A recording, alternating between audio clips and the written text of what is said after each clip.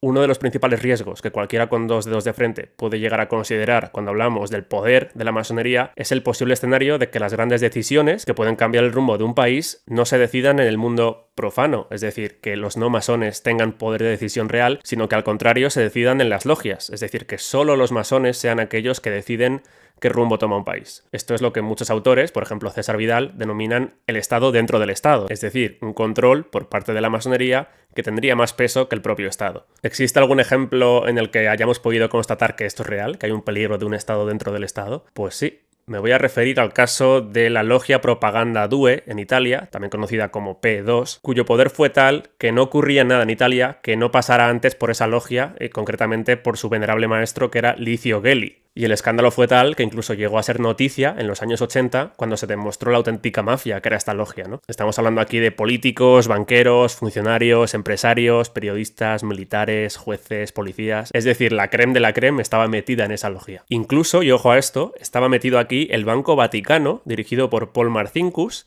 y el Banco Ambrosiano, dirigido por Roberto Calvi. Ambos también pertenecían a esta logia. Que por cierto, Roberto Calvi, el director del Banco Ambrosiano, apareció al poco tiempo colgado de un puente en Londres, del puente Blackfriars, con ladrillos en los bolsillos. Quizá podamos interpretar esto como la firma de los que le mataron, ¿no? Los ladrillos hacen alusión a la construcción. Y tal fue el escándalo de la Logia Propaganda Due, que el Gran Oriente de Italia tuvo que desmarcarse diciendo que no era una masonería como tal, la P2, la Propaganda Due, sino que se hacía pasar por masonería sin serlo realmente, ¿no? Esto lo vimos en El País en el año 1981, en esta entrevista a Ennio Batelli, que era el gran maestre del Gran Oriente de Italia, que decía que Propaganda Due es una secta de poder, no una auténtica logia masónica. Estaba diciendo, ojo que ahí esos no son masones, ¿eh? No los metáis en ese saco que ellos no son masones como nosotros. Pero en realidad la logia Propaganda Due y su venerable maestro Licio Gelli estuvieron reconocidos y aprobados por hasta 3 grandes maestres del Gran Oriente de Italia, como fueron Giordano Gambireni, gran maestro del Gran Oriente de Italia, que concedió a Licio Gelli el grado de maestro masón en el año 1966,